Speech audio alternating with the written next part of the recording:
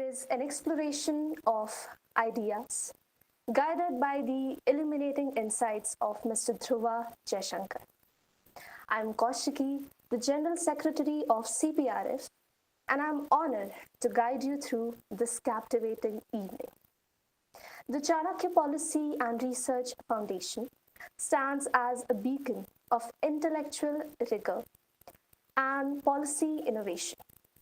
A youth led think tank founded last year in October 2024. It is inspired by the ancient strategist Chanakya. We all here are dedicated to advancing India's role as a global leader, embracing the philosophy of Vasudhaiva Kutumbakam. The world is one family. The Chanakya Policy and Research Foundation transcends the conventional role of any institution.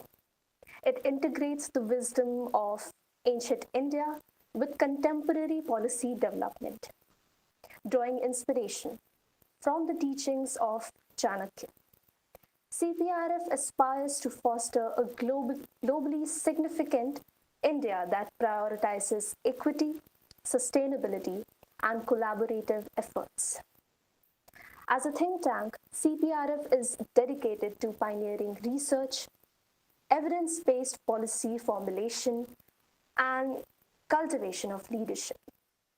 And everything is grounded in India's intellectual history and traditions. Our projects tackle the complexity of 21st century through the lenses of diplomacy, statecraft, and inclusivity. The Thoughtscape series is a prime illustration of this vision. It provides a forum for thought leaders to engage in substantive dialogue. This initiative serves as a crucible for discussion, inviting eminent scholars to engage and shape the contours of contemporary polity and development. It is with great pleasure that I present to you the esteemed architect of our intellectual engagement this evening, Mr. Dhruva Jaishankar. His name is synonymous with insight, depth, and foresight in the field of international relations. Mr. Dhruva transcends the role of a mere commentator on global affairs. He is a visionary thinker and he is actively shaping the dialogues that significantly impact the strategic perspective of all nations. In his current capacity as the Executive Director of Observer Research Foundation, America, a leading think tank based in Washington, D.C., Mr. Jaishankar has played a pivotal role in advancing discussions on transatlantic and Indo-Pacific policies. His leadership has positioned ORF America as a vital contributor to enhancing and understanding the cooperation among India, US, and the broader international community. His academic background is a testament to his commitment to rigorous scholarship. And when it comes to his professional journey, it includes affiliations with prestigious institutions like the German Marshall Fund, the Brookings Institution, and the Lowy Institute. These have solidified his status as a strategic thinker and influential policymaker. He has authored numerous works on India's foreign policy, geopolitics, and security matters that focuses on the evolving global landscape and its ramifications for India. In his book, Vishwashastra, India and the World, Mr. Dhruva undertakes an academic exploration of India's geopolitical evolution. This work is a remarkable synthesis of historical analysis, statecraft, and contemporary diplomacy. It traverses the maritime trade of ancient India, the various challenges of colonial rule, and the post-independence quest for sovereignty. It culminates in today's aspirations for global leadership, which thereby captures the essence of India's strategic vision. Mr. Jaishankar distinguishes himself through his capacity to harmonize the academic thoroughness with practical sensibility. He possesses a very keen interest and awareness of the complexities inherent in realpolitik. Yet he remains steadfastly devoted to the tenets of equity, sustainability, and peaceful coexistence. This distinctive amalgamation of ideals and practical considerations renders his perspective particularly impactful in the contemporary landscape where diplomacy and strategic interests frequently conflict.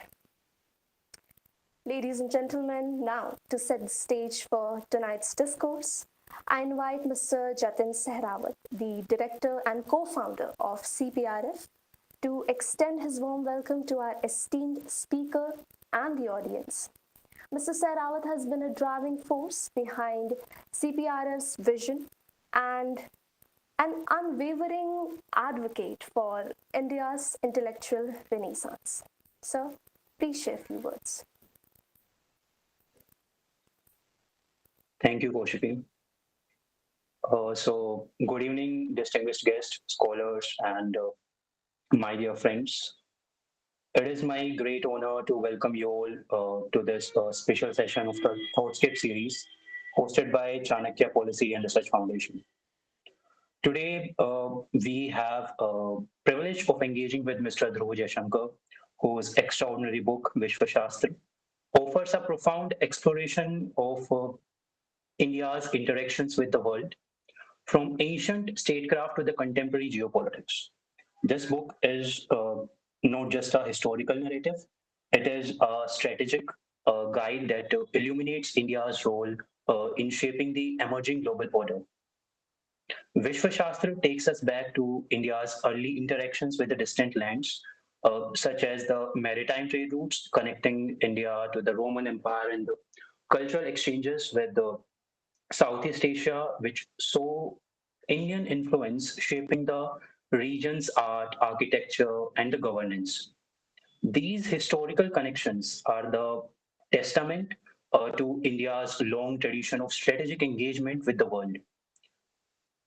Mr. Dhruv also sheds light on the disruptions caused by the European colonialism, which reshaped the global landscape and left lasting challenge for India to navigate after independence.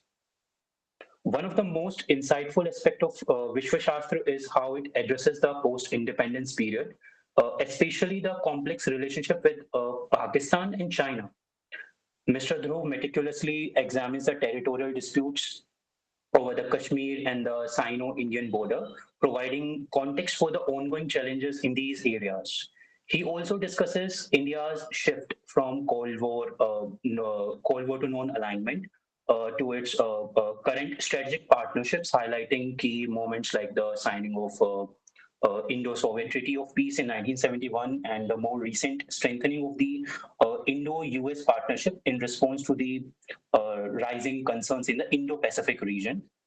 And I would like to highlight this thing that for policymakers, scholars, and especially for the students, the Vishwa Shastra serves as a rich resource for understanding these historical contexts and translating them into the forward looking strategies. And Dhruva outlines India's strategic objectives with a great clarity, enhancing the national power, ensuring the regional stability, and maintaining a balance of power in the Indo Pacific and asserting leadership in the international institutions. This strategic vision is crucial in an era where power dynamics are rapidly shifting. What makes Sir's work particularly engaging is its emphasis on the strategic foresight. And in today's interconnected world, where AI has, delved in so deeper in our lives, India must anticipate changes and adapt proactively with them. And this is evident in India's leadership in digital diplomacy. And one shining example is India's development of the robust digital public infrastructure, including the platforms like UPI and CoWIN, which have garnered global accolades for their scale, efficiency, and inclusivity. Few days back, I was going through certain articles in the newspapers and some reports also, and I found a very remarkable instance of the digital governance. That is the ongoing Mahakumbh in the Prayagraj, which has expected to attract an astonishing 450 million pilgrims this year. And the massive event is being seamlessly managed through the digital technology with the AI-based applications facilitating the crowd control, providing the real-time updates, and ensuring the safety and the comfort of millions of visitors. Such innovative use of technology not only enhances the public service delivery but also positions India as a leader in managing large-scale events, showcasing the country's growing digital prowess on the global stage. Sir, I would like to highlight that at CPRF, we are aligned with this vision of strategic foresight. Our mission is to foster informed debate and develop actionable policy recommendations, particularly in the foreign policy and governance. We seek to counter the Eurocentric narratives and promote an Indian perspective that draws from our rich heritage while addressing the contemporary global challenges. So, as a youth of this nation, we now feel and have the responsibility to build on this foundation. And the insights provided in your the spectacular work, Vishwa Shastra, offers us the tools to think critically and act decisively, ensuring that India takes its rightful place as a global leader. This is one of the roadmap to Viksit Bharat by 2047, as our Prime Minister Modi have always mentioned. A vision where India leads not just economically, but also in shaping the rules of global governance. Sir, on the behalf of CPRF, I extend our deepest gratitude to you from, taking from Washington, where it is still quite early. And it's a remarkable dedication to engage in deep discussions on the global strategy at such an early hour. And your willingness to do so speaks volume about your passion and commitment to this discourse. So we are truly appreciate your efforts to connect with us despite the early hour, and we are excited to dive into the thought-provoking themes of Vishwa Shastra together. So, as we connect virtually, let's give Mr. Dhruv a warm digital welcome and look forward to an exciting, thought-provoking discussions on Vishwa Shastra and India's evolving role on the global stage. So, thank you. Now, without further ado, I invite Mr. Dhruv Jaishankar to share his thoughts and engage us in this vital conversation. Over to you, sir. Thank you, Jatin. I hope you can hear me. And if at any time my audio is not working, please let me know. Sure, thank sir. you so Sure, much. sir. Yeah. Thank you so much to all of you. I'm very keen to do discussions like this because for those of you who have acquired a copy of the book Vishwa Shastra, I have one copy here. It is available online as well for purchase, and you can also get it as an ebook in India. But anyone who opens the book will see that the dedication is to the youth of India, and I really wrote this in with a younger audience in mind, people who were born sometimes well after 1991, who may not recall periods before then or even periods from the early 2000s. These are, I'm 41 years old, so some of these were things I saw in the news, but which now have started moving into the realm of history. So this book was really written for a younger audience to provide them with two things. One is context, so that is why the first 2/3 of the book is historical, just so people know where India is coming from. And I've tried to provide that in one narrative, so that that I think is the foundation for any kind of forward-looking strategy, understanding where we came from, being able to look back and analyze what were opportunities, sometimes successful opportunities in hindsight. There are many things, when I was looking back, I said it's amazing that India did this at this time because it prevented future problems. And other times there were missed opportunities as well, unfortunately. And so I think I've tried to pass less judgment in the book and on that section. And I want to leave it up to readers to look back and think through what were episodes that are interesting, important, decisive decisions that were made, and sometimes what were the best decisions at any given time. In some cases, even I am, when I look back on some of the Indian interventions, military interventions in the 70s and 80s, when I look back on decisions made, economic decisions and nuclear decisions, even I don't know whether under those circumstances, what decision I would have made at that time. And so I think a little bit of sympathy is required also for decision makers of the past. The second objective, as was mentioned, was looking ahead. I wrote this to outline what I think are the main objectives for India as it grows into a growing international power. And also some strategies for how to get there, how to achieve those objectives. But before I plunge in and go into more detail in certain areas, first, again, I'm very grateful for this opportunity because I think I want to maximize interactions with people exactly like you. And I'll actually be coming a few times, I think, over the next few months to India, going to different cities around the country, partly to talk about this with audiences like yourself. Secondly, before I begin, also I want to give my sincere thanks and appreciation to the organizers, to CPRF. It's really amazing what you're doing. And to Jatin and Madhulika and Koshki and others who helped organize this. I'm very, very grateful for this opportunity and hope, to see success. I hope to see many, many more initiatives such as yours. And it really is quite inspiring to see what you're putting together. And specifically, actually, I want to give particular thanks to the very generous and kind introduction that you both gave. Because I couldn't have written it better myself. And my only thing is you did such a good job of summarizing the book better than I could have. Please, share that with people. Please post it online or on, Amazon and things like that. I think it will just attract other people to reading the book and learning similarly. But you did such a wonderful job of encapsulating a lot of topics that I've covered into a very short introduction. So I'm very grateful. I'm going to focus only on 4 aspects. There are many issues, but I hope if there's anything else, I'm happy to take questions on anything under the sun. No topic is off limits. And I'm going to just, what I'm going to do is just emphasize 4 things in the book, 4 broader themes. And again, because I think these are things that are useful for you, and I would like to see people like all of you on the call taking some of this forward, going into more depth and more deeper analysis on some of these areas. And finally, just 2 suggestions, which I think are more of a professional or intellectual side, because these are things that I see commonly why we do not do enough of what I think we should be doing.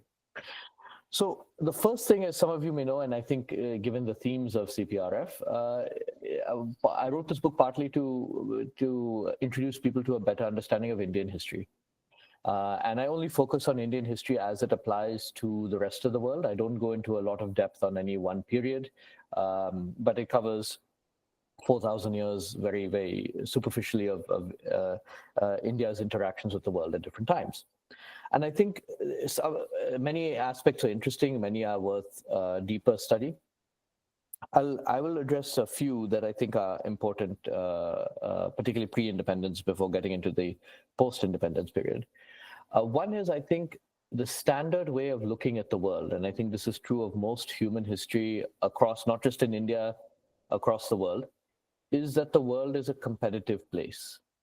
And that is, I think, the starting presumption that I work off of, that the natural inclination, unfortunately, for people is, and for societies and for countries as they emerge into states with defined territory, is not to naturally cooperate with people, unfortunately. That people are suspicious of others, there is competition, there's competition over resources, material resources, there's competition over ideology. And so one of the best, the standard defining approach, what is often called realism in international relations, is that countries are going to clash, countries are going to compete, even if it's peacetime competition or wartime competition.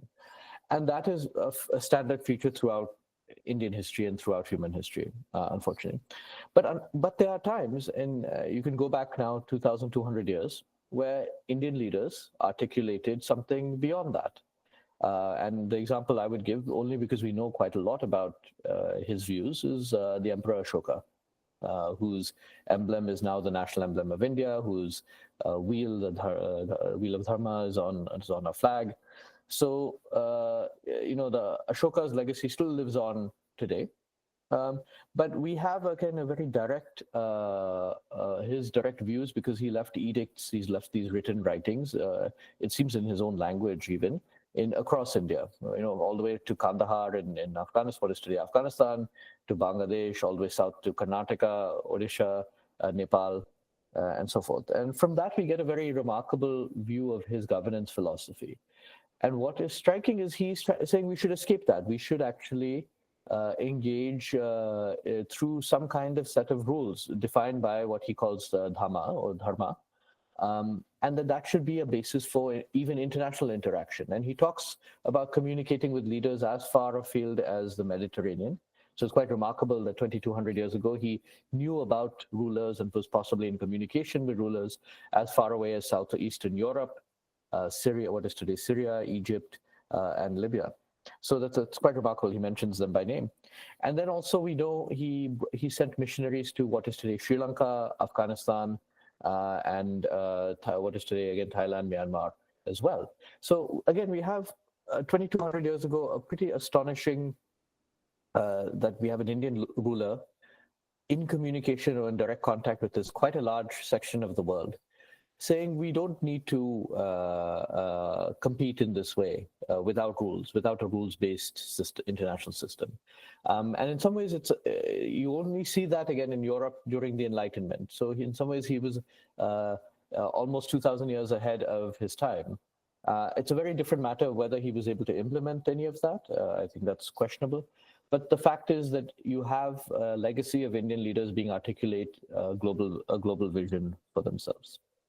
A second interesting episode, almost the exact opposite in some ways, was during the Mughal Empire, and at its height, between roughly 1550 and 1650, the Mughal Empire oversaw was perhaps the richest, most powerful nation on earth. The only close competitor would have been in China, the contemporary dynasties in China.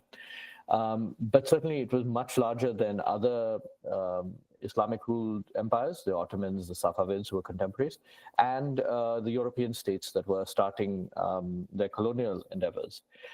And what is interesting during this period is, despite claiming these global titles, Jahangir, Shah Jahan, are these global titles, that the rulers sought to look inwards. And they never developed a seafaring navy, for example, despite their wealth and their power, and were quite content with basically being these gracious, these rulers of powerful rulers of the subcontinent.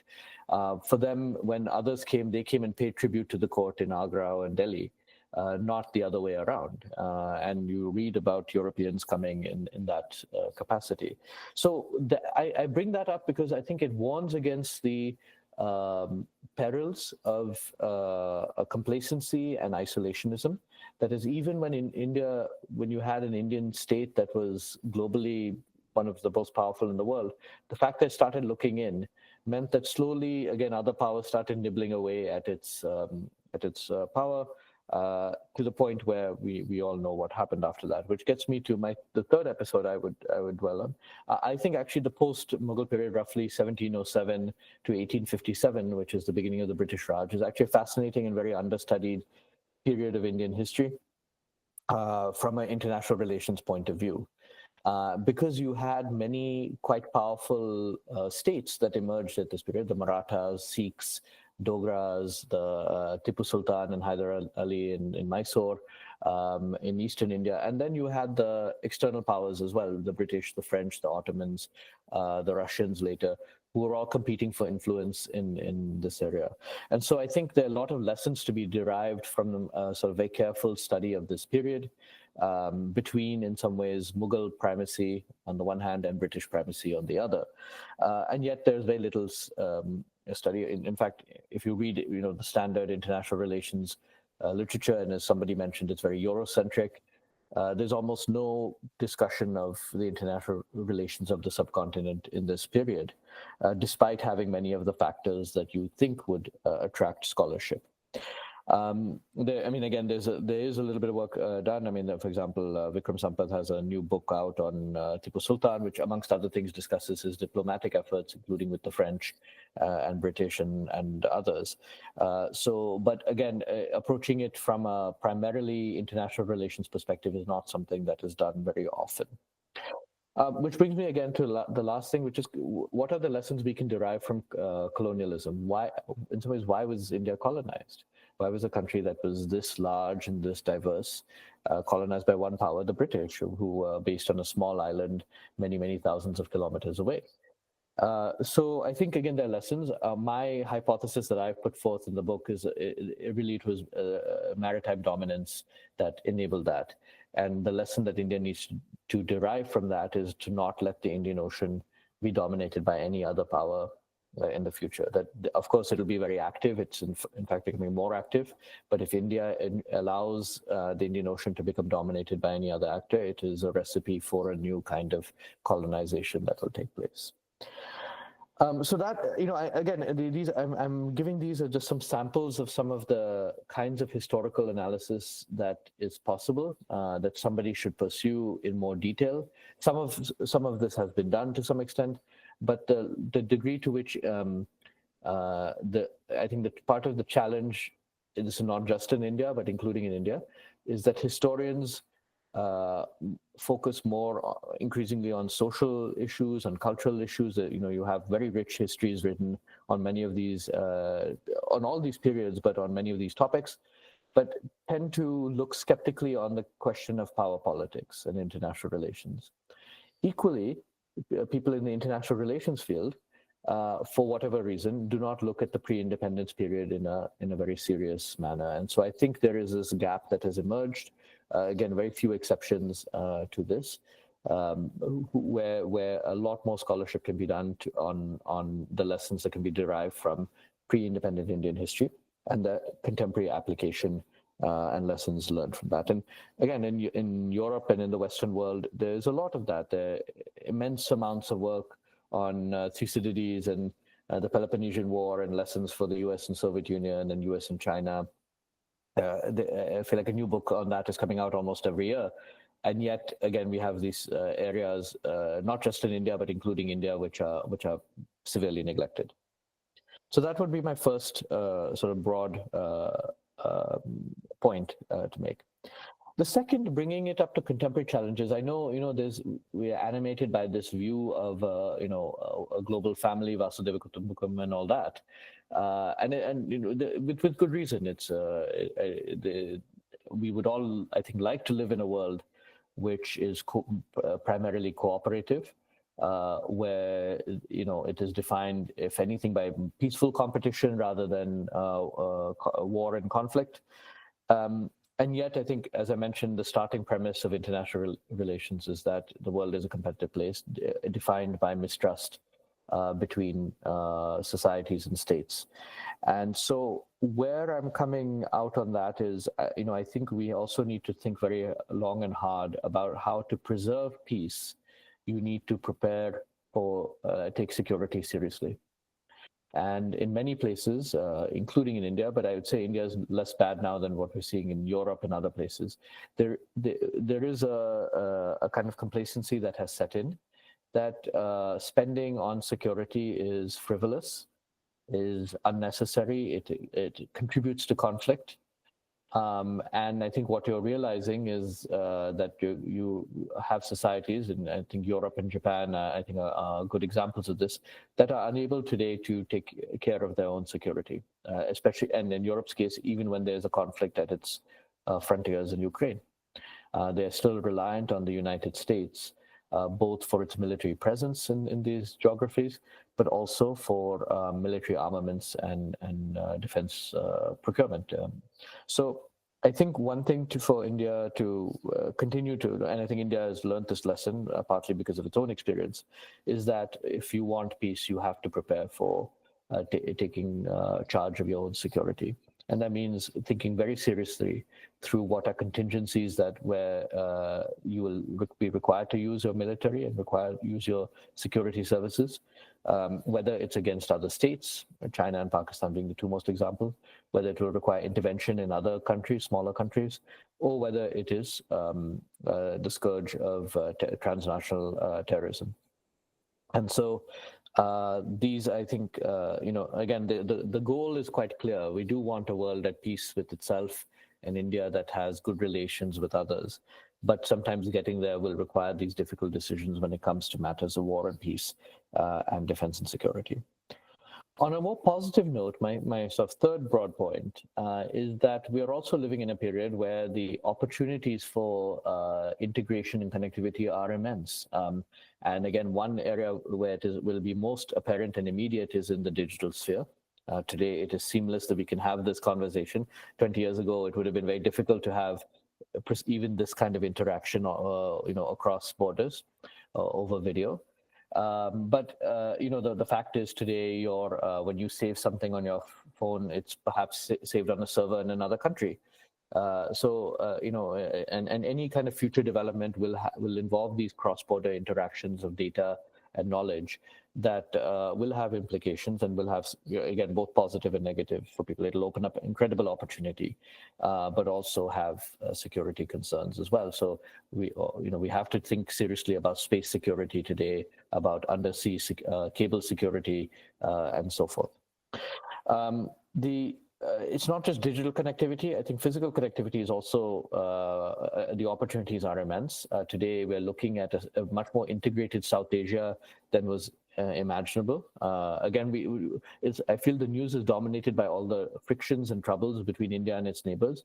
But I think what is happening today, we have hydroelectric power coming from Nepal into India and India into Bangladesh. We have the first cross India-Bangladesh rail connectivity in almost 50 years. We have direct flights from India to cities in Sri Lanka that, I lived in Sri Lanka when I was a child, and this was a war zone. You could not go there. And now today that you can take a flight from India directly to Jaffna would have been unimaginable 30 years ago. So we're living in a very exciting time for South Asian integration as well, despite the political frictions with many of these countries, but also to India's west and east as well. So today we're talking about the prospects of a very ambitious corridor, from a multimodal corridor from India to the UAE and Oman, on to Saudi Arabia, on to Egypt and Israel, to the Mediterranean, and then on to Europe. And again, where this is the kind of connectivity that certainly has not been possible because of partition and its legacy, certainly not since 1947. But even before, again, some of the old trade routes that I speak about to the Mediterranean were very vibrant at one point of time and fell into less use. But today we can see within reach, within 10, 20 years, where we can restart some of these connectivity initiatives. So there's a lot of excitement and ambition around that, but it's not a foregone conclusion because, starting with the war in Gaza, that has complicated, it's not derailed those efforts, but it certainly complicated the process of Saudi-Israel normalization. And that in turn has a ripple effect for a country like India. And then to the east as well, India is looking at the possibility of very ambitious road and maritime connectivity by sea to Singapore, Indonesia, Vietnam, all the way to Russia, far east of Russia to Vladivostok, and then by land from across Myanmar, again subject to politics there, Thailand, eventually to Vietnam. And so again, we could see it is within reach that we can see a world in which the South China Sea to the Mediterranean across Southern Asia is connected, and with India very much at the center of that. So I don't want to say, my previous point was slightly more pessimistic about international affairs, but at the same time, there is immense opportunity. And I think that is very exciting and the kind of thing that people like you can work on, because it will have implications in your lifetime. And again, this does not mean all of this will happen. But there are plans and thinking to make things like this happen. And I suspect even if 40-50% of what is being envisioned materializes, it will still be a major success and quite transformative for international relations, particularly as it applies to India.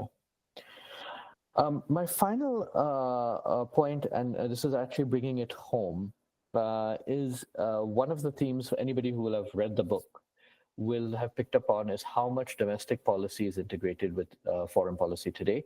I don't think that's necessarily new. It began in 1947. I keep saying that the two things that seem to have been on top of mind for Indian leaders in the early years after independence, one was territorial security, which was, you had to absorb the princely states, create buffer zones with Nepal and Bhutan, compete with Pakistan, bring in territories like the Andaman Islands, whose Andaman Nicobar Islands, whose status was unclear. So that was some number one priority. The number two was improving development in India. So cooperating with foreign partners to improve the technological and economic basis for India. Now, it's another matter that those efforts over the 45 years after that were not always successful, but there certainly was an intent to improve India's well-being. But where I come out on this, I think, and again, where it's important to you, why is it that India needs the world? And there are many reasons for it. I think as India grows, it's going to need market access. That's one. So, with this, again, a degree of complacency, if you have, 140 crore people at home, why do we need external markets? But the fact is, scaling anything becomes easier if you do have access to foreign markets, particularly for certain goods. You need investment.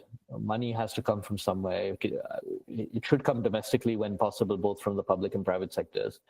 But if you're scaling up, you do need external investors as well. You do need technology. Technology being developed elsewhere, which can accelerate. If you try and recreate that completely indigenously at India, it will take longer and be more costly. So it's easier sometimes to work with friendly foreign partners to import and absorb that technology whenever possible. And you need, I think this is the part that gets neglected a lot, is you need to learn best practices. Why has South Korea been successful? It was a developing economy on par with India in the 1950s. And yet, today we associate it with Samsung and LG and, advanced semiconductor manufacturing, shipbuilding, a very successful auto sector. What are lessons? It doesn't mean one-to-one. Obviously, South Korea is different from India. But what are lessons that India can learn from the South Korean experience? What are lessons that India can learn from others, exemplars in the US, Europe, in different areas, even China? So I think we need to give a lot more thought. And again, your generation is one of the first that has had these extensive and is able to have these extensive interactions with other places. How can we apply those lessons at home? And so, again, we need the world for many reasons, but amongst them is market access, investment, technology, and best practices, and allowing India to scale up, because on almost any given issue, you have some of the world's best in India. Oftentimes, there are these tiny pockets of excellence in any given field. The question is, how can you make that the norm, and how can you scale up? And so that will be one of the big challenges in the years ahead. But again, people will see that I draw lessons, again, some successful lessons from India's own experience. I talk about the development of the Delhi Metro, about the telecom revolution, the software boom in the 1990s, some of the green revolution, and reforms in agriculture, the IITs that were established with foreign assistance in the 1950s. So there are many examples of India actually leveraging its external partnerships to advance on education, agriculture, health, infrastructure, and telecom and technology. But equally, there are many areas where India has not sufficiently leveraged its international partnerships for a variety of reasons, and I think it's important to understand those reasons. I also look at, we think now that the radical changes that happened in countries like Japan and China were easy because in hindsight they look easy, but I also go into some of the difficulties that both Japan and China experienced because, again, I think they hold lessons for India because as India modernizes as well. So these, I think, would be, just in summary, my sort of the 4 main points I would make from the book that I think might be of interest to all of you. We need to understand Indian history much better, and there are lots of lessons that we can derive from it. 2, we need to, again, while peace and mutual welfare and is good, we need to think continuously about security and make some difficult decisions around that.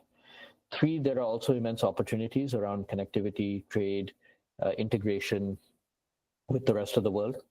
And 4, that again, efforts need to be aligned with domestic policy at home if India is to fully strengthen itself and modernize and take advantage of its position.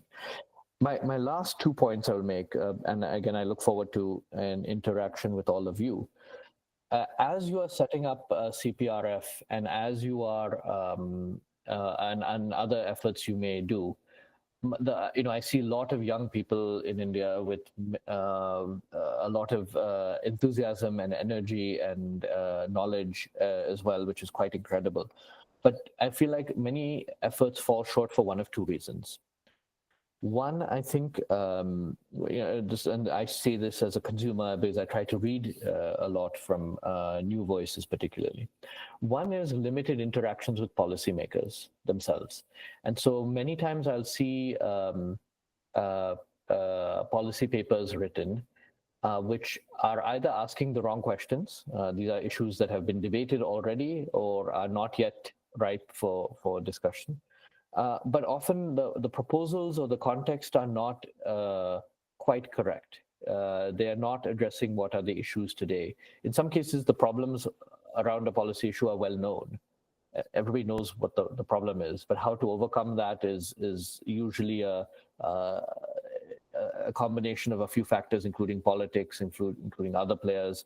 So a lot of, 90% of the policy recommendations I see are not viable at this point of time.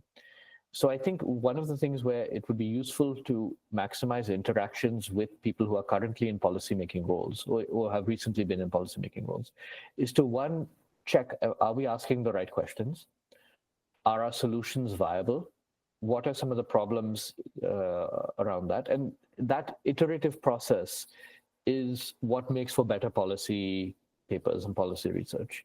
When we were setting up ORF America, we had a discussion. We had some people advise us, why are you setting up in Washington? Why you should be somewhere else in the US or somewhere else?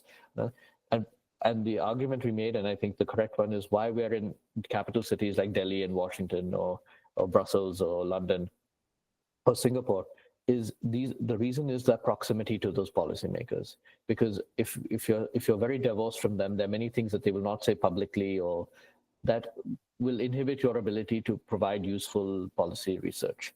So if you can have those interactions, even if it's with a low-level person, if it's from a recently retired official, that it will help to inform something before you publish something final, because I think it really helps to strengthen the practicality of the recommendations that you might have.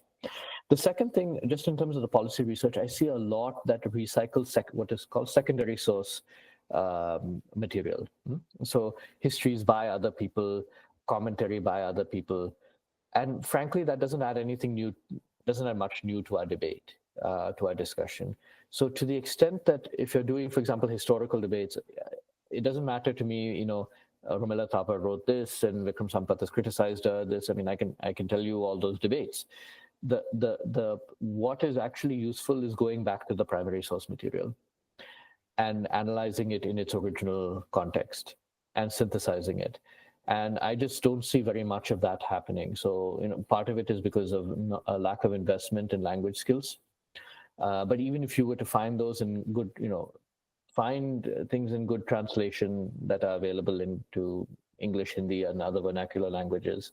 But engage with that primary source material, because that I don't see enough of that happening. And that's really a way to contribute to our knowledge on various factors. So again, when I was writing the book, I've often cited secondary source people for further reading purposes, but almost every quote, I try to go back to where was it originally published. I find the original letter from Sardar Patel to Nehru. Can I find, if it was that period, can I go back to the original text of the Arthashastra if I was commenting on that. So I try to go back to the primary source material to engage with that firsthand in almost every case. So with that, I think that if you were to do those two things, that would just lead to a qualitative increase in the in the policy research that I see coming out of India and in general as well. So with that, those are just my opening comments. I look forward to the interaction. And again, I'm happy to comment on anything. Thank you.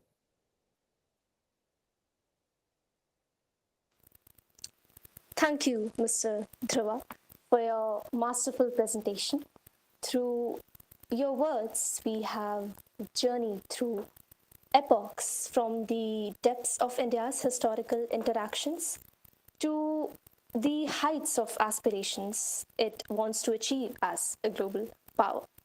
And sir, we truly appreciate your insights and suggestions that you gave for CPRF.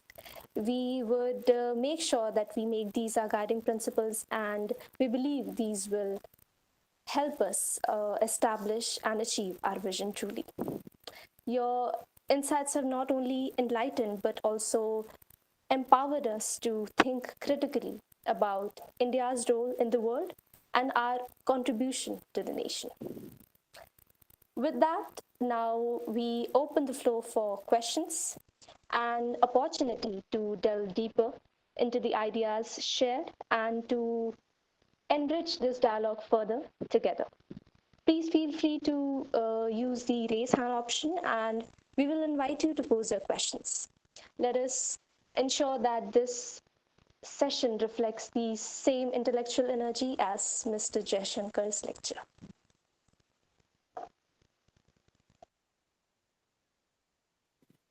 Hello, sir. Hello. Yes, ma'am, you are audible. Here. Okay, sir. Hello. Thanks a lot, sir, for such a wonderful discourse on the topic. And you touch so many aspects which are generally untouched in the field of, political science. Because being a teacher of political science, I know because nowadays, new papers also have been introduced, like ancient Indian politics. So it is going to be a lot, so much helpful for today's generation. Sir, why did you use the term Vishwa Shastra? So actually, that's I get that question quite a lot. What is with the title? The original working title I had for this was India, an introduction to India and the world.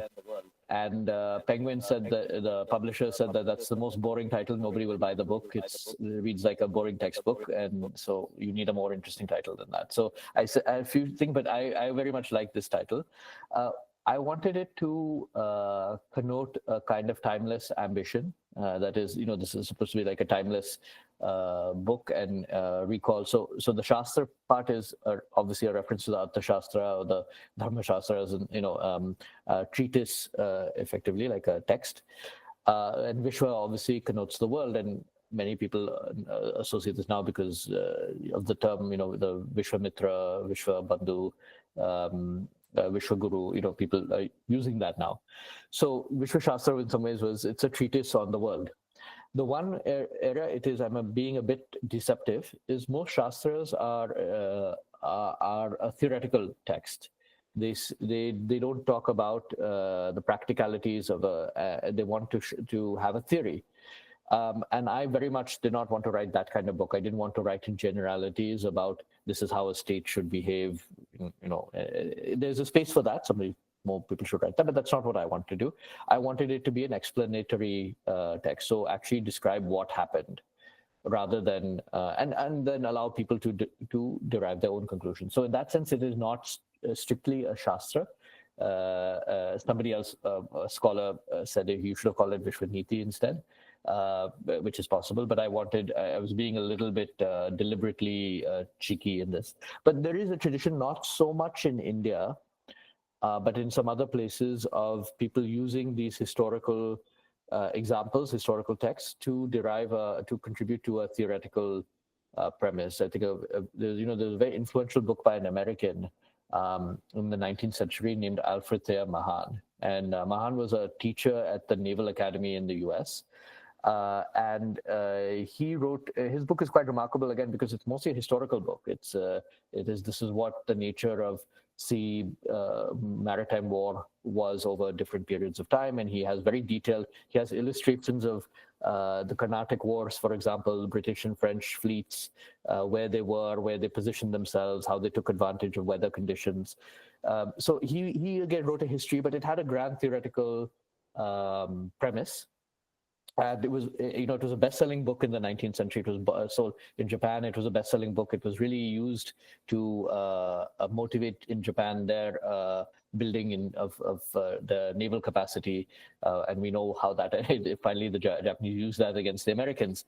So I mean, that's an example, I think, of I much prefer going back to those kinds of books that are grounded in empirical. This is what happened, this is why it happened, when it happened, and then from there building your theory on top of that, rather than something like the Arthashastra, which starts in the other way. It starts off as an ideal state should be governed like this, without as a guide to a leader. So in that sense, it is not technically a shastra or structured like one. So I'm being a little bit deceptive in that respect. But Vishwashastra means, a treatise on the world, and that I think, encapsulates what the book is about. Okay, thank you, sir. Sir, one more question. I want to ask you one more question. Sir, in ancient India, we had almost homogeneous population, but today's India is very different from the previous one because our society is very diverse. So don't you think that it affects foreign policy also? Because government, hello? Making I foreign, sir, can hear you. I can hear you. So, like when Modi government had made farm laws, so that time it was opposed in Canada, and Greta Thunberg also came, and so sir. And ultimately, the laws were very necessary. It was a need of time, but ultimately government had to withdraw. So so these are the challenges related to diverse society, which I think affects foreign policy in today's India. Because absolutely. yes, sir. Yeah, so absolutely. I think the diversity, I mean, this is one of the challenges, right? Which is any major new initiative has to involve lots of people Indians have diverse views on every issue. And if we were to make it, when you have, again, 140 crore people, and if 10 people can hold anything hostage, then nothing would ever get done, right? So I think there's always this mediation. I mean, I think this is in some ways a domestic politics issue. But it obviously has externalities. It has an external element as well. Just specific to the farm laws, and there are many other examples I think that one can give where foreign policy was affected, for better or for worse, by specific interests in India. So in the farm law, I do even address the farm laws as well in the book briefly, which is, the farm laws were done essentially with the intent of reducing corruption in the agricultural sector in India. That was what it was about. And ironically, these were some changes that other countries in the developed world wanted India to make. The US and Canada and others were complaining that India's prior agricultural policies were disruptive, were non-competitive. So they actually were wanting these changes. the governments in these countries. Now, what happened was, again, there was a domestic agitation, particularly in certain regions among certain communities. We know in Punjab, Haryana, parts of UP and elsewhere. And this required, again, some measures to be taken, including security measures, when we had incidents in Delhi and all of that. What happened is also, when you have an integrated diaspora, you had people in Canada, UK, US, who were very well organized, who were connected to some of those, again, the people who held those views in India, and who mobilized outside of India to raise funds to support this effort and to draw attention to it. And so they were quite successful on, whatever you may think, in their putting out their narrative. And so you'd see things in the US press, for example, that this is the largest, the farmers' protest in history. But again, it was only relegated to a few communities in a few states. So whereas farmers in many other states were actually quite happy with the changes to the farm laws. So I think that, again, it shows the interplay that today we have a diaspora in many countries, and the diaspora does not always agree. There are divisions within them as well on policies, that they do play a role in influencing public opinion and in terms of funding, financing in different parts of the world. But all of this is to say that we should expect a naturally competitive world, and the competition of domestic politics will increasingly spill over into external domestic politics as well. And that's effectively what happened in that case. I think ultimately the farm laws were retracted because the many reasons, but the primary one was there were concerns about the national security implications of it. And to be honest, I think enough time has passed. I think there was a view that Pakistan was taking advantage of some of the agitations as well. So I think that is one of the main reasons why the farm laws were retracted after a while. But I think it is an interesting case study of diasporas, of influence across those places, of narrative building and fundraising. And again, what this means is various people in India need to do a better job of shaping the narrative in other places. Now, it'll only go so far. At some point, people believe what they want to believe. You can try, but I think it's going to be a long-term effort, because there will be a question of competing narratives in different geographies, both within India and outside. Thank you so much. Thank you so much, sir, for such a wonderful discussion. Thanks.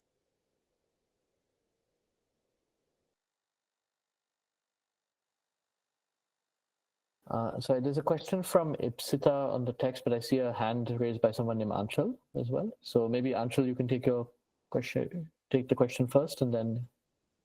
Okay. Good morning. Good evening, sir. It's my pleasure to hear you. Sir, my question regarding Russian imposition. How you see imposition of sanction on Russian oil, and how it is impacting India's depleting currency?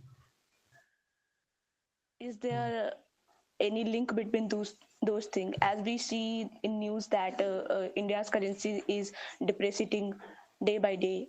So yeah, so I mean, there's a whole issue. I'm not going to go into too much detail here on on currencies.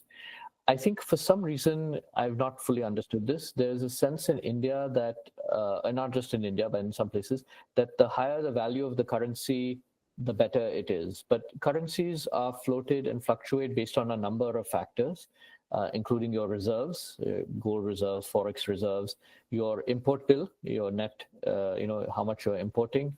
All of those factors and multiple others, monetary policy, debt levels, credit rating, all affect your value of your currency. And it's a dynamic, it changes. But actually, a depreciating currency also helps in certain ways. It makes your exports more competitive. So I think I'm not too worried. Yes, the short term, the buying power decreases a little bit in certain areas. But it will also have some other advantages. It will make your exports it makes one's exports more competitive. So I'm not too concerned about the consequences of that. And again, there are multiple factors at play. Energy, because India is so dependent on energy imports and resource imports more broadly, that is that contributes, that's the biggest contributor to India's trade deficit. So, just 1/3 of Indian imports are 5 commodities: oil, gas, coal, diamonds, and gold. That's 1/3 of India's imports there. The short answer is it's playing a factor. I'm not sure. I don't know if it is the decisive factor that is contributing to the slide in the rupee, but I'm not saying the slide in the rupee is also just not necessarily a bad thing. Sometimes it is a corrective measure and will have some positives in the future. I mean, in the past, there was a view no longer held that China was artificially lowering the value of its currency to make its exports more competitive. Let me also take this other question that was on the text, but then I see 4 hands up, and maybe we can take those 4 together. So a question from Ipsita about you mentioned space security, undersea security. Should it also cover human security? Now, the short answer again is yes. The idea of human security is a very new one. This doesn't mean that it has not existed in the past. It has always existed, because as long as there's been humans, there's been a sense of human security. What happened, though, was I think the definition of security, partly in the 1990s, where the prospect of major power or even minor interstate conflict reduced. So suddenly, countries were spending less on preparing for war against other states, or even in civil conflicts, it had declined for about 20 years, between roughly 91 and 2011. So then suddenly this very expansive issue of security came into vogue, that everything is security, everything got subsumed under security. And to be honest, a lot of it was very cynical. It was about ways of getting more funding for people's pet projects. So, if you could get human security, you could put money towards development. If you could, make the case for climate security, you could get funding. Now, those are issues that need funding for their own merits, but I am a bit hesitant to term everything. Suddenly security becomes a meaningless term because everything becomes security. Now, it depends what you mean by human security. Obviously, it's important. The welfare of human beings is ultimately the primary objective of why policy is made, or it's central to that. So obviously it should be central. The question is, what is the means to pursue that? I think of it more in the economic and the developmental basket, rather than trying to blend it into security. So when I was talking about security, I was talking about a more narrow definition. But if one wanted to expand the definition of security to cover a lot of other things, then absolutely human security is important. But again, I mentioned this quite at length when I talk about how integral development and economic welfare, social development and things are. The broader modernization drive is for India and for any developing economy. So absolutely, it is important. I just don't use the term human security very much because I think it leads to more confusion than it actually helps. I think I see hands up from 4 people: Parth, Aryan, Vidya, and Ambar. Maybe we can take those in that order. And if you could keep your questions brief, I'll try and take notes, and I'm happy to answer all 4. So I think Parth was the first person I saw. So good evening, sir. My name is Parth. I am from Central University of Hyderabad. So my question is, what role does artificial intelligence play in the process of securitization, specifically in the context of IR? I'm sorry, specific in the context of what? IR, international relations. IR, yeah. Right. Yeah. Then I have Aryan. Good morning, sir. Myself, Aryan, a student of political science from Delhi University. Sir, Chapter 7 deals beautifully with neighborhood first policy. And we know that once when Indian former Prime Minister said that India will not be able to realize its own destiny without partnership of South Asian neighbors, the foreign policy maker understood every word, and that led to the culmination of foreign policy in 2014. And India had made tremendous contribution with its neighboring countries. Therefore, sir, my question is, unlike past 2 phases of Modi government's smooth movement with neighborhood first policy, the advent of the third phase seems uneven, be it with Nepal, Maldives, Sri Lanka, and particularly more recent with Bangladesh. So, sir, what changes should we expect in neighborhood first policy in one hand, and what India should expect from neighboring countries in the other hand to eventually strengthen the relations? No, thank you. You cut off for just 1 second. You said the third term, unlike the first two terms, the third term has seen what? I missed that part. So I mean to say that the Modi 3.0 sees there is an uneven in the neighboring countries. Relations have been uneven. Yeah. Yes. Okay, maybe you don't remember the first two terms because the relations were very uneven even in the first term as well. But I'll happy to talk about that. Thank you. Vidya, please. Good evening, sir. Sir, you have discussed detailed about India's nuclear program in the chapter 3 of your book. So, sir, regarding India's nuclear program and the stance outside the Non-Proliferation Treaty, what could be the key trade-offs did India face between strategic autonomy and international integration during that time? And are there any lessons that we can learn which could be applied to the contemporary issues? Thank you. Okay, and lastly, Ambar, and then I'll see if I can take another. I mean, I should have time for one more round of questions after. So, Good evening, sir. My name is Ambar, and I'm currently pursuing my bachelor's from Delhi University. So my question is particularly related to the West Asian theater. So we see amid the growing rivalry between US and China, we have seen how West Asia is becoming more unstable. It is marked by a lot of conflicts like the Gaza conflict, and post the Arab Spring, the Israel's tilt towards China and its interest in the OBOR initiative. So how can India balance these challenges and reinforce its partnership particularly with the GCC countries? So that's my question, sir. Good question. Just one factual point. I mean, I think Israel, while there was some interest in China earlier, it has changed a lot after October 7, 2022, because the feeling is China has been supporting indirectly Hamas and quite strongly on that issue. So there's been quite a negative view in Israel on China that has just emerged in the past 18 months because of China's position on the Gaza conflict.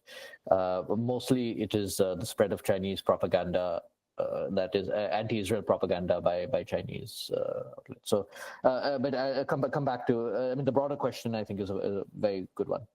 Let's start with AI and IR. Now, two things. AI is a very exciting emerging technology that is coming, that is increasingly going to influence many different areas in ways that we are only beginning to comprehend. And essentially this combination of very easily available algorithms, which are quite widespread, so the basic algorithms haven't changed for a long time, coupled with the lower cost of computing power, thanks to the cloud and other things, coupled with plentiful data. And really the three ingredients you need are, for successful AI, are data, large amounts of data to train the algorithms, and the computing power. Then you need the people who know how to tie those together. And now actually the most difficult thing and the most expensive thing is the people, right? So getting the people who are the best, who can then train the models, and then the most expensive, the best trained models then become more highly sought after. So it's very exciting from a technological and developmental point of view, but I would caution on a few fronts. One is it is reasonably easy to make one of those things most difficult. So either make the data more difficult to access, which is why suddenly there's almost a war on for accessing people's data and the legality of that, including across borders.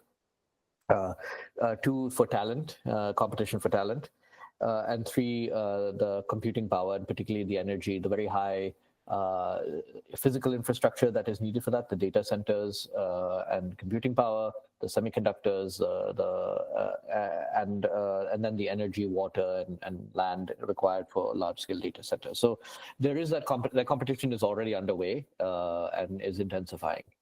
I would caution, though, is that right now the commercial applications of AI are still very modest. That is, there are very few AI companies that are actually um, proving profitable at scale and are able to show that what they are producing is somehow meaningfully better than other places. Again, it's varied. So, for example, translation is one area where AI is far superior to human translation already in many areas, and much more cheap and easily available.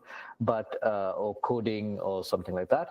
But other areas are still not quite up to speed. We still have high error rates where again other regular computing is able to fulfill those functions. So it's a very exciting time for AI, but I would also caution against some of the hype you're hearing around it, because some of that hype is created artificially by people who are invested, sometimes personally invested in this AI, these AI technologies. So people like Sam Altman at OpenAI have an incentive to say that AI is going to be transformative. Of course they do, because they are benefiting in material terms from it. So I would just be a little bit skeptical about that. Now, already there's some discussion about should there be rules and norms regulating AI across the world. There are some initial institutions that have been set up. There's something called the Global Partnership on AI. India is a member of that, in fact. There's going to be a major AI summit in the next few months in France. Prime Minister Modi is expected to participate in that because I think they see India playing a major role in that. I think the big uncertainty right now, to be honest, is the US. Because I think the initial Trump administration approach is a very deregulated approach to AI. They do not want to see regulation in that space at this point of time. Some of the states in the US have their own regulation, but there is no national AI policy in the US. And until the US moves, it's very hard for the rest of the world to position themselves. So we may end up having some agreements even this year on AI.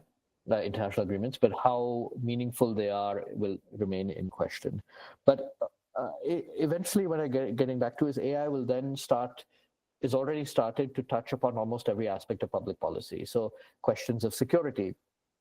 AI is already being used very effectively in intelligence gathering and for intelligence analysis. So geospatial intelligence, satellite imagery can be read much more accurately by AI systems than by humans, even highly trained humans. But I think there are some concerns, and on this there appears to be some more agreement, even between the US and Russia, that AI will not be used in sort of decisions to in armament, decisions to use force. That there should be a human element at some stage that can override or can mediate. So that, I think, is the question that remains there. But AI is increasingly playing a role, and I think people in international relations are increasingly having to learn, sometimes belatedly, about AI, about what inference is, what different models are, what some of the applications are, because it's touching upon almost every aspect of public policy in some way. But again, we're at the tip of the iceberg. There's a lot of excitement in the private sector, and the similarities are on, in the cusp of the internet age in the 1990s. So we could see some very transformative changes, but it's still very uncertain. On the neighborhood, I would disagree with the notion that for some reason the uncertainties in the neighborhood are new. The uncertainties have always been there. Even by the way, I go back, I give many examples of this in the 1980s. There were a lot of problems India had with Nepal, Sri Lanka particularly. There have been challenges with Bangladesh as well in the past. Some of those have made meaningful progress, and there's been a great degree of normalization. And I mentioned some of that at the outset, whether it's energy imports from Nepal, physical road rail integration with Bangladesh, and trade and investment has gone up significantly, or with Sri Lanka and the Maldives, even the trade investment relationship. That does not mean that there are not problems, and there are continuing problems with all of India's neighbors. I give in the book quite a lot of space to what some of the structural realities are, that these are countries that are very sovereignty conscious, that are increasingly democratizing, are increasingly nationalistic, also have an alternative in China or others in many respects. So if they feel they can't make headway with India, they will turn to other partners. And they all have very competitive domestic politics. You're seeing changes in government in all of these countries. So I would look, though, that I think you're already starting to see how some of India's earlier investments are helping to mitigate some of the relationship, even though there's political volatility in these countries. So how these countries select their leaders will be up to them. They're sovereign countries. So this idea that India should sort of intervene more aggressively in their politics, I personally think is the wrong approach to this. Because ultimately it's up to the electorates of these countries to decide who their leaders are. But I think a few things. One, I think you can mitigate that relationship, and we've seen this successfully with Sri Lanka and Maldives recently, where despite, again, political changes in those countries, we've had relatively successful visits by leaders of the Maldives and Sri Lanka to India recently, more agreements signed, more connectivity, and more integration. Secondly, India needs to be clear, though, that given the geographical proximity and the ethnic overlap, and in some cases such as Nepal, open borders, that these countries also need to be sensitive to some of India's security interests.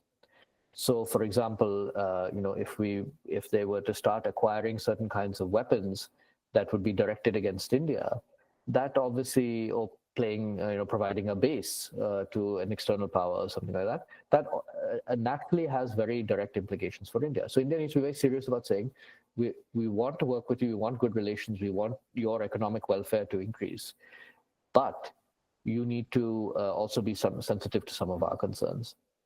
So I think that those hard conversations have happened, I know, with almost all of the neighbors.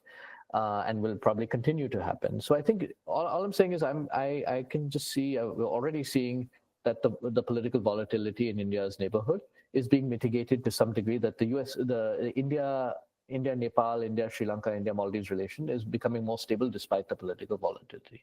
Now, Bangladesh right now presents a particularly severe and unique challenge, just because you've had a change in government there after a very long time.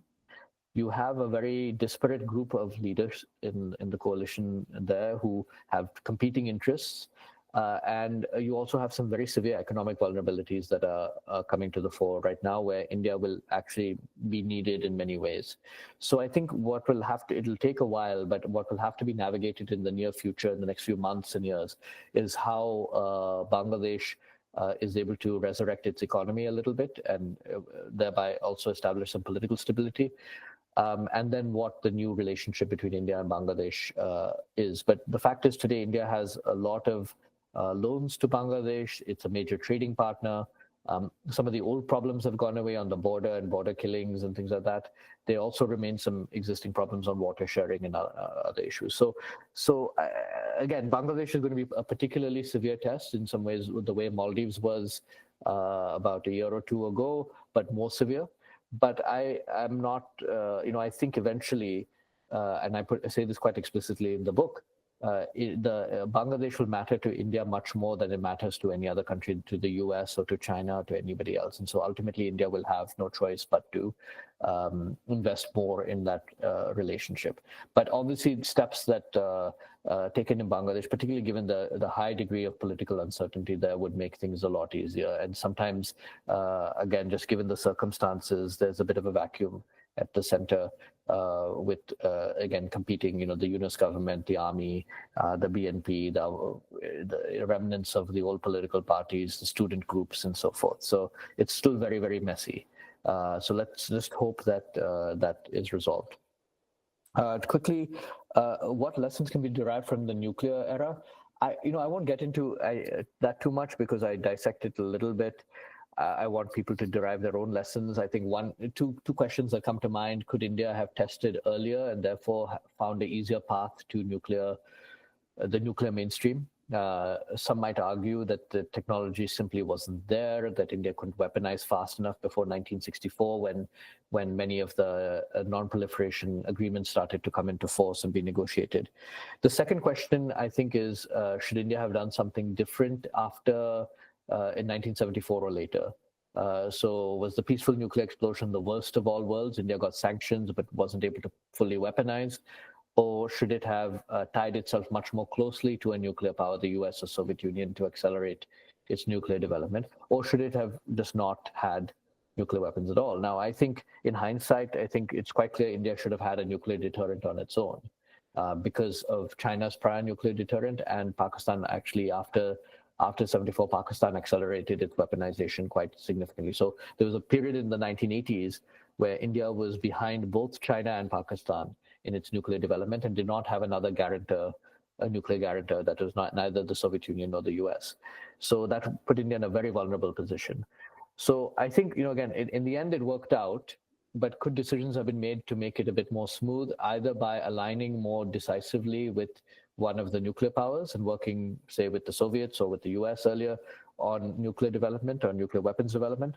Or should India have, could India have done other things, I think, domestically, just given the nuclear weapons program a higher priority at an earlier stage so that it did not see that?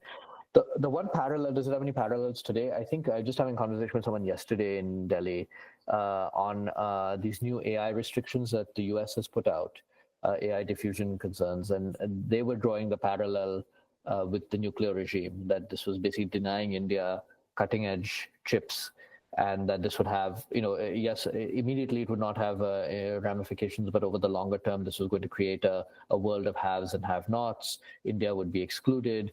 This is setting up. So the parallel holds to some degree. I think we're at a much earlier stage, and there's some key differences as well. Finally, on West Asia, I'd say West Asia is the one region where so far, and this could change, China is less of a factor, although a growing factor like everywhere, than compared to a lot of other places. I mean, this is still a region defined by multiple major powers, the US, Russia as well, India, China to some degree, but also quite potent regional powers as well. So Israel, Turkey, Saudi Arabia, UAE, Qatar, Iran, all are quite potent regional powers. And I think that is the dynamic in West Asia. So unlike, say, the Indo-Pacific, which is increasingly being defined by US-China competition, West Asia is a little more difficult because you have multiple players there, both regional and global. So I would say, again, this is a region primarily defined as of now by US-China competition. That being said, India, I think we underestimate how much West Asia is beginning to matter for India, particularly the Gulf states. That is, if you look in aggregate from an energy point of view, from trade, investment, tourism, students, almost in defense and security, almost every important issue from India's point of view, the Gulf plays an increasingly important role. And I think now you have a leadership in these countries that is willing to deepen the partnership. It should, the question is, how can you fully take advantage of that? So I think independent of the US, independent of China, there are immense opportunities in the Gulf that we are only starting to see. I think really it's since 2017, really that this relationship has moved.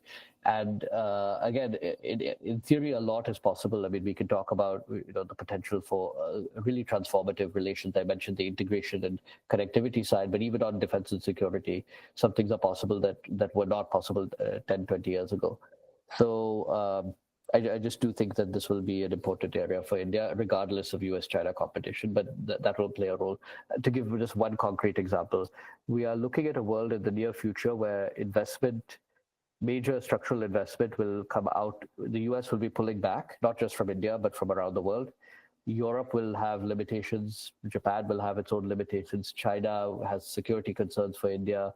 Russia has its own concerns. So when you look around the world and where is investment going to come from into India, and we need trillions of dollars of investment. I mean, this is like massive amounts. Where is it going to come from? One area where India will have to turn to will be the Gulf, the GCC countries. So I do think they have the potential to grow as important partners in the years ahead.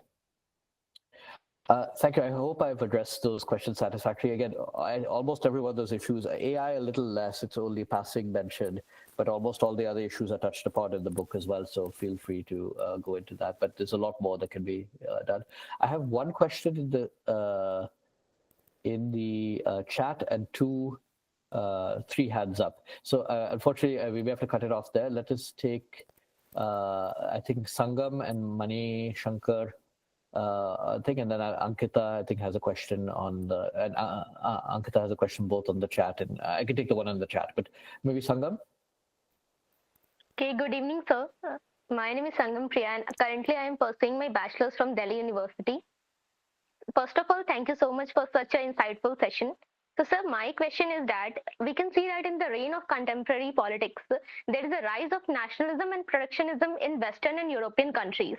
For example, if we take the case of USA, its focus is more on making the America great again, or imposing anticipations of imposing higher tariffs in Canada for the benefit of USA. So, sir, how in this contemporary reign of rising the radical nationalism and protectionism, India's philosophy of Vasudhaiva Kutumbakam can influence the international relations? Thank you, sir. And then Mani Shankar? Good evening, sir. I am Mani Shankar, pursuing my master degree from CPS JNU. My question is that what are the primary concern of Indian foreign policy in 2025? And second question is, what are the implications in Indian foreign policy after the Trump presidency? Thank you. And then Ankita, I have, unless you have a separate question, I maybe go ahead and ask, but I can see your question here. So Ankita, please. No, sir, I have not further question, but the question is I have written in the chat box. So the question for everyone is, what's your opinion on the Henley Passport Report? We ranked 85.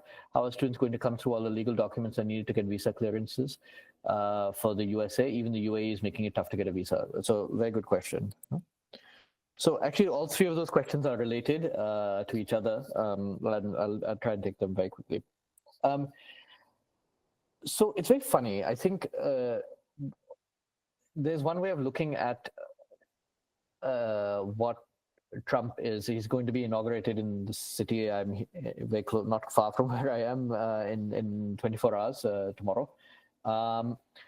But you know, in some ways, it's quite normal for countries to be nationalistic and to look out for their own interests, right? So it's funny how people, a lot of the portrayals in the US are this is some sort of great aberration.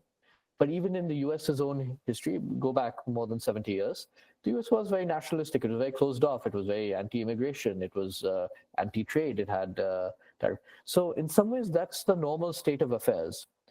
And what Trump is, I'm going to put it very crudely, and I don't want to come across as apologizing for Trump because I have some disagreements with a lot of what he stands for.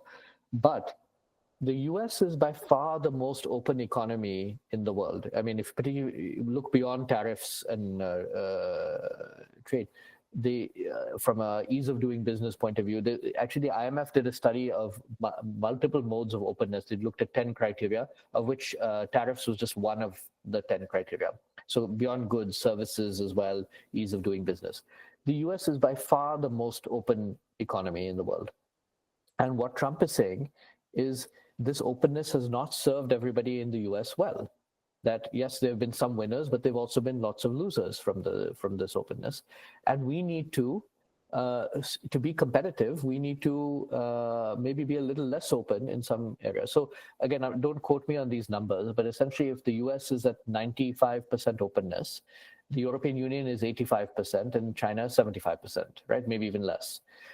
But just for comparative sake, what Trump is saying is we need to move from 95 to 90 or maybe 85. We need to be like Europe, right?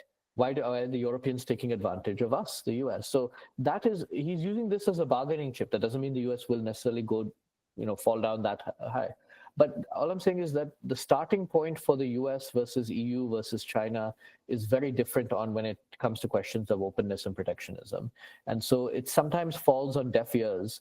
I hear like Southeast Asian diplomats, they come to Washington all the time and they complain, oh, the US is so protectionist. But 90% of the things that the Southeast Asian countries can do in the US cannot do in Southeast Asia. They cannot, buy companies in the same way. They cannot invest in the same, without the same regulation. So I think a lot of those complaints with the US, and even Justin Trudeau's complaints to the US when this was raised a few months ago, fall on deaf ears here, because the mood generally is that the US is still being overly generous in its openness, again, correctly or not, and that it must move. So this is a world that India is going to have to deal with. A world where the US is not moving towards more openness at home, but towards less. And not just the US, the EU is doing the same thing. And what we're going to see, unfortunately, what I anticipate is we're going to see tariffs go up in the US. This will then be followed by Chinese dumping, moving away from the US to other markets, including India. India will have to then increase tariffs on its own to block some of this dumping. So we're going to be in for a consecutive steps of trade protectionism that will come up. The goods trade, I think, is what everyone will focus on because it's measurable, but some of the most significant steps will take place in the non-tariff space. So I think that this is just the world that we're going to have to deal with. India has a lot to offer to the world as well. And in some cases, I think India needs to make a case and has been making the case that some of this is quite mischaracterized as well. In terms of including India's own trade and business policies as well. I'll give you an example. This was before Trump. The US moved the WTO, the World Trade Organization, against India.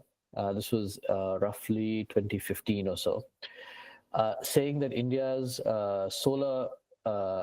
national solar plan was against trade, was in violation of WTO practices. The US won the case, but actually the US does not have solar exporters to export to India. They don't have companies that compete in that price point. And so the biggest beneficiary of the US approach was China. So I think explaining sometimes to people that, whatever you may think, that your policies are actually not going to help America and they're not going to help India, you're actually helping China by doing something like this, is one way to get them to be persuaded. Second question on what is Trump, the agenda? I mean, I'm writing something on this now, hopefully should come out on tomorrow, on Trump and India. I think the top of mind, and again, something for all of you, is how much the rest of the world does not think about India. So sometimes there's a view in India that the world is hostile. I think it's a bigger problem in some ways that the most people don't sit and think about India at all. They don't. The knowledge is zero. So I think the biggest thing is, I think, getting it on top of people's minds. So a lot of Trump's policies are not directed against India. It's not because that's who he's thinking about. He's thinking about his own domestic constituency. He's thinking about immigration from South America, Latin America. He's thinking about trade with China. He hates the Europeans because he thinks they're free riders. So a lot of his policies are designed against those allies and adversaries. India is going to be affected in many ways by this, directly but more indirectly. So I think the issues that we'll have to contend with is how to burden share. On that, I think there's general satisfaction with India, how India can take advantage of supply chains being rerouted in different ways. The two immediate issues that India will have to deal with are, one, direct tariffs against India in certain sectors, and the timing of those, and how India can counter that through tariffs of its own and through negotiation. And secondly, some immigration issues, both legal and undocumented migrants. Undocumented ones will be earlier, but also potential changes to legal migration as well. And so these are two things that will directly affect India. Many other things more, India will be indirectly affected. So how Trump approaches Israel, Ukraine, Taiwan, his attitudes towards Russia and China, how he deals with adversaries, with allies such as the US and Japan and Korea, and how he deals with Latin America and questions of immigration and border security. So these are what are top of Trump's mind. Again, India is not top of Trump's mind, but India will be affected indirectly. I'd say the two areas to look out for are immigration and tariffs, direct tariffs again. Which brings me to the third point on immigration. So look, India is a large developing economy with incredible human talent. And as such, it will be, but limited means at home. I mean, limited financial means growing, but still limited. So for the foreseeable future, India will be a net exporter of human capital. That means people will go out. People will go out to seek economic opportunity. People will go out for other reasons as well. Many will not or will choose to return. So this is, I think, a reality that is going to happen. So in almost every developed country today, the largest number of visa applicants are Indian. And Indians come for all sorts of reasons. They come for legitimate reasons to study. They come for work, for business opportunities, for tourism and such. But equally, the reality is that we have a fair number of Indians who come abroad and overstay their visas and want to move to another country and come under false pretenses. And so for this reason, India perhaps has some of the most restrictive vetting processes for people applying for visas in developed countries, particularly. This is just a reality that because of the push and pull factors of these economies. If you're a small European country, obviously you want tourists and you want people to come in, but you are going to have a very high threshold, and you think you can afford to have a very high threshold for how to vet people. So it is frustrating. I still have to apply for I've not gone to some countries because my visa has expired, so I have to apply every time I go. It's a pain. But that's a reality of being Indian today and will be. Now, the way around it is for India to start having bilateral migration agreements with these countries. In some cases, they want reciprocal access. They want ease of access to India, so it becomes mutually beneficial. So that as a result, with many developing economies, we have visa on arrival or e-visas to facilitate that.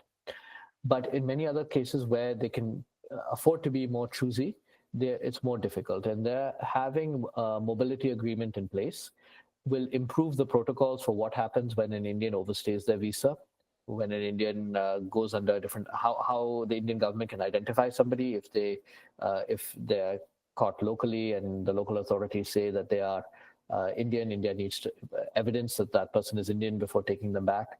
So these are the modalities that are being negotiated. It has started quite successfully with some European countries. So I'll give you an example. Germany was really one of the most difficult places to get a visa forever.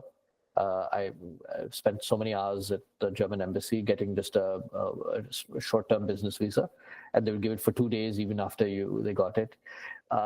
But there was a mobility agreement signed. Today, the number of Indian students in Germany has really gone up quite significantly. So the same is true, I think, for some other countries. And now we have a model for how to approach this. So this is not to say India will always be quite low on the passport index. I don't think that's a good indicator of anything because, again, of the structural factors. The Indians want to go abroad. Other countries want to be able to limit who they let into their countries. But I think there are ways to facilitate the visa practices in both countries, make it easier, remove steps. We've already seen this with on the passport side a little bit as well. So Ankita, sorry, you have a quick follow-up? Sir, what I am saying that yeah, you are saying is okay, but I have been through many of the reports, and I come to know that many Indians are applying for a passport visa in many country where they have basic necessity fulfilled by the government, but tourists are not coming to India. Like Indian passport is not that much in demand, but we Indians want to, yes, we here not get enough thing, but then also we try to by doing donkey or anyway we just want to fly away from the India. So I don't see this as a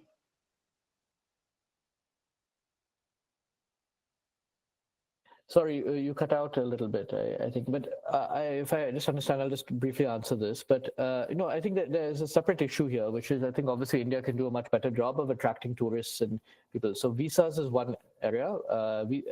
Getting an e-visa today to India is become much easier, particularly again for people in certain Western countries. Again, the restrictions on certain issues, as long as it's not for business or for research or education. Or journalism. If it's just for other business or tourism, it's become much easier.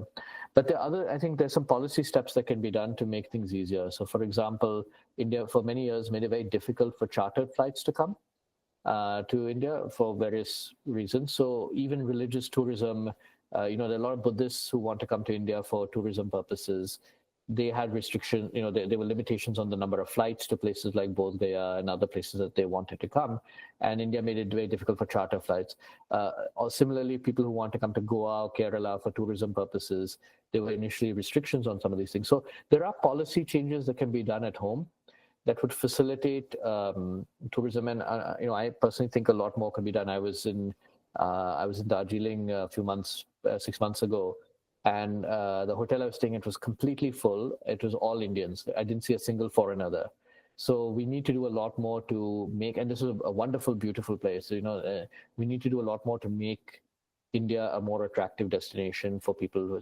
There are almost no students. We complain Americans don't understand India, but we make it very difficult for American students to come to India in terms of accreditation, in terms of facilities, things like that. So even our top universities are not able to attract people from abroad. Some from the developing countries, Africa, South Asia, a little bit we do have, and we have some scholarship funding from ICCR and other places to attract foreign students, but it's still not the numbers it should be so that people can learn more about India. I'll just take one final question before handing it back to the organizers. There was a question from Abhishek on my question pertains to India's maritime strategy. As India aspires to be a net security provider, how can it effectively balance its maritime diplomacy between maintaining strategic autonomy and fostering deeper alignments, particularly in the context of India? So, by the way, one thing, I hear a lot about strategic autonomy, and I'm very concerned. Strategic autonomy is not a goal. It is not a goal of Indian policy. Strategic autonomy is a default that any sovereign country will remain autonomous. And India articulated this mostly in the context of the nuclear debates in the 80s and 90s. But I see a lot of people assuming it is some sort of lodestar, that strategic autonomy is the goal. And I think if you do that, it leads to it leads to India ignoring and passing up on opportunities that would improve India's own well-being. So I think it's a bit dangerous to think of strategic autonomy as one of the objectives.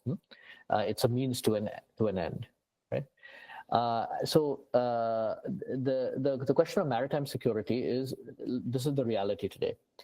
The reality is, for many years, the Indian Ocean was not the center of geopolitical competition. During the Cold War, there were some attempts by the Soviets and the US to keep a foothold. The US had in Diego Garcia. The Soviets tried to find ports in the Indian Ocean where they could refuel and use Aden being one of them in Yemen. But by and large, it wasn't the center of security competition. And there were even proposals by India in the 70s and 80s to make the Indian Ocean a zone of peace that would govern this area. It didn't come to pass. In the 1990s, the superpowers all sort of moved away from the region. So actually, the Soviet Union shut down bases in Vietnam. The US also closed down some facilities in the Philippines and elsewhere. So there was a big gap, barring Diego Garcia, really between Suez and Singapore. There was a real big gap of major power security presence in the Indian Ocean. And so for India, that was quite a comfortable thing, because India was the largest resident navy in the Indian Ocean, and that allowed gave India a sense of security. The reality is today, almost every power is more interested in the Indian Ocean than at almost any time in the past, because they understand that this is the main conduit for trade between the Indo-Pacific on the one hand, East Asia, and Europe. Hmm. And there are many choke points there, the Suez Canal, at the southern end of the Red Sea, the Gulf of Aden, the Straits of Malacca, the Straits of Madagascar. So there are many important choke points that, if controlled, could really disrupt the flow of trade and the flow, particularly of energy. So I think there's today now a realization of there's this furtive competition underway that is coming closer and closer to India. So the China's first military base is in Djibouti, overseas military base, explicit military base. They're also developing port facilities in many other places, in Pakistan, in Bangladesh, previously Chittagong, and East Africa. Most of these are still nominally civilian ports. These are for commercial purposes, but the concern is that they can be militarized quite easily. And the US is noticing this, and the US is getting in on the act as well, as are others. Even Russia is looking at potentially a port in Sudan. So this is becoming more competitive, and that competition is coming closer and closer to India. So the answer to this, and again, I write about this at in some depth, is India needs to actually invest much more in the maritime security, both the Navy, but also maritime facilities, the Andaman and Nicobar Islands, the port facilities on the mainland, Lakshadweep, but also work with partners. And India is already doing a lot of this. So working in developing coastal radar network systems with Sri Lanka, Mauritius, Maldives, Bangladesh, Myanmar. Providing equipment, offshore patrol vessels to Mauritius, provide a submarine to Myanmar, so helping build up their capacity, but also working with other partners. One of the things that has not been fully implemented yet, but has been announced, is what's called the Indo-Pacific Maritime Domain Awareness Initiative. This is basically the India working with the US, Japan, and Australia to to basically provide information on maritime traffic to smaller countries in the region, including themselves. So there are many such initiatives underway. A lot more could still be done, and I think some big debates are required, not just on the naval budgetary allocation in India, but also within the Navy, how they spend that money. Should it go more towards aircraft carriers, which are valuable but expensive to maintain and service? Should it go more towards submarines? What kind of submarines? Should they be diesel electric submarines that have a shorter range, more of those, or fewer nuclear powered submarines that are more difficult, but have a longer range? Should it go more towards, to what extent to work with partners? Where can you have reciprocal access? But it's quite remarkable today that the Indian Navy has access to about 40 ports in the Indian Ocean and Western Pacific, just on a reciprocal access basis. So a lot has changed, but there's still some capacity constraints and questions about doctrine. How much do you want to, what's called sea dominance, sea control versus sea denial? How much you want to have the ability to deny other actors. So these, I think, are debates that need to be had, that are underway. But some of the decisions around this will actually have implications for maritime security. So anyway, I hope that answers the question. And thank you all for your time. I'm turning back to the organizers. With that, I am deeply thankful to the audience for their curious question and equally grateful to Mr. Dhruva for their engaging responses. Now I am pleased to invite Mr. Rajiv Yadav to enrich the dialogue further. Mr. Rajiv Yadav is a valued member of our advisory board. Sir, please share a few words. Good evening, Dhruv sir, and every members, those who have joined today. Yeah. I want to express my sincere gratitude to Mr. Dhruva because of his thoughtful insights, viewpoints, and meaningful, enriching, and I'm deeply honored to have a kind of a discussion regarding that.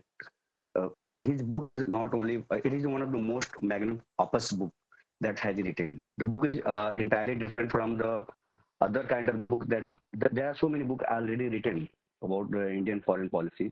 But Vishwa Shastra is entirely different. It is a uniquely different because it is going to connect not only the past but also going to deal with the contemporary challenges that are in our modern times, particularly the maritime security related to cyber security, right? We have seen that the world have quite changed, right? Not only change in terms of social economic context, but technological aspect, the role of AI, and everything has been changed.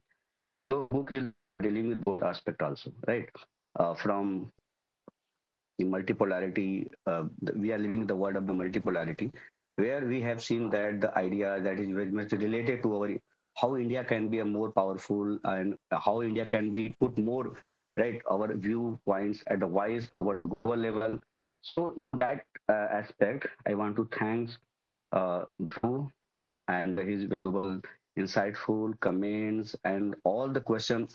There is no need to discuss because you have already discussed a lot. Hey, you have dealt from the ancient past to present time, the contemporary problems that we're facing, and how can we deal with those problems. And we are also thanks to the Jatin, Tamanna, Kausiki, and all those who have joined today.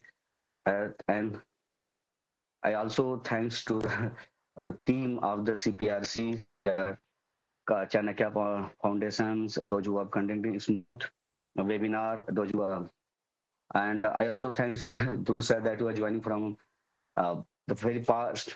I had seen that your book not only dealing with the one thing I want to mention that, because a lot of time, but I want to ask this questions that how Biswa Shastra is different in the dealing the contemporary problem, especially China's role, because you have discussed with the role of the Pakistan and China, because there are two our main adversary over there, two adversaries, India's adversary, because India is facing more problem in the contemporary time from Pakistan and China. So can you briefly explain what are the two, three major problems that is facing China and Pakistan particularly, and both are going to align again if happen, how India is going to challenge them.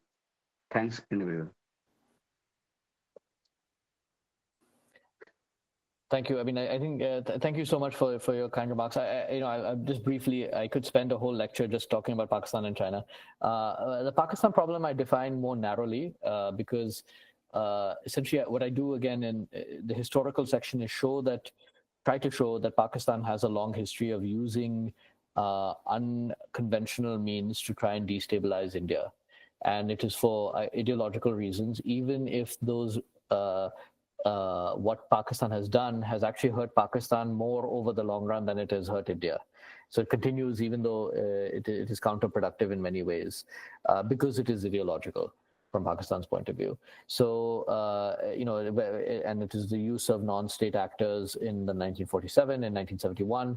And even particularly after developing nuclear weapons, including terrorism against India. Again, some of you may remember this, some of you may not, but until 2008 and for a little while after that, until the 26/11 attacks, it was very common for in Indian major cities, Delhi, Mumbai, Bangalore, Hyderabad, Pune, you would have terrorist attacks on a quite a regular basis that were traced back to Pakistan.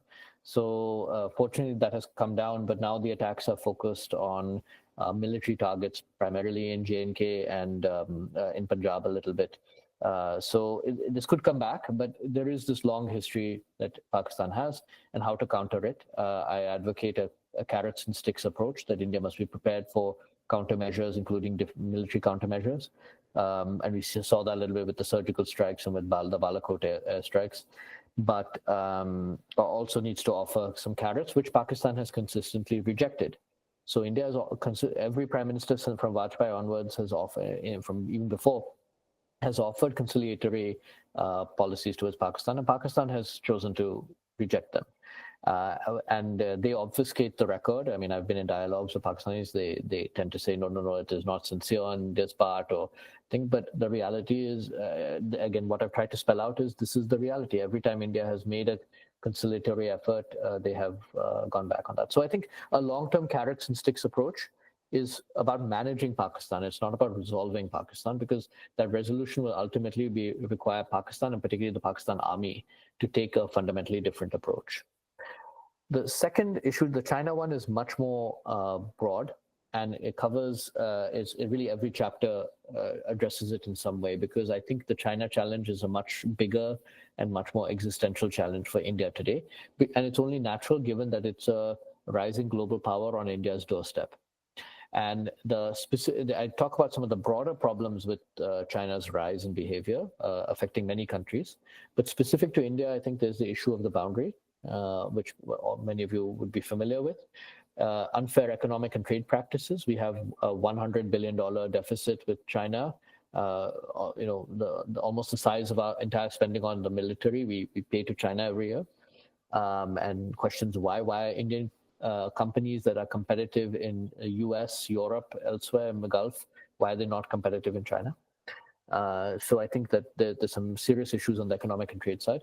On the regional security side, we see increasing Chinese influence in South Asia, Southeast Asia, the Indian Ocean, which has a direct security and direct economic well-being implications for India as well. And finally, on global governance, that is multilateral institutions, where China has often played a very difficult role, whether it's at the UN or the Financial Action Task Force or the Nuclear Suppliers Group, where China has actively blocked Indian efforts in many of these areas. So I think China represents a much more holistic challenge. The answer is we need to better understand China. We need to invest much more in understanding China. But also, I talked about some concrete steps about securing the Indian Ocean, neighborhood first policy, integrating with Southeast Asia, working with balancing partners, including not just the Quad, but also the Quad, engaging with Russia, bilateral management of the relation with China, securing the border, technology, trade, and defense procurement practices need to be rethought, and then competing in multilateral institutions. So it's a much more comprehensive approach. One could even say that the second part of my book is really about the central challenge, central issue it deals with is how to manage China's rise.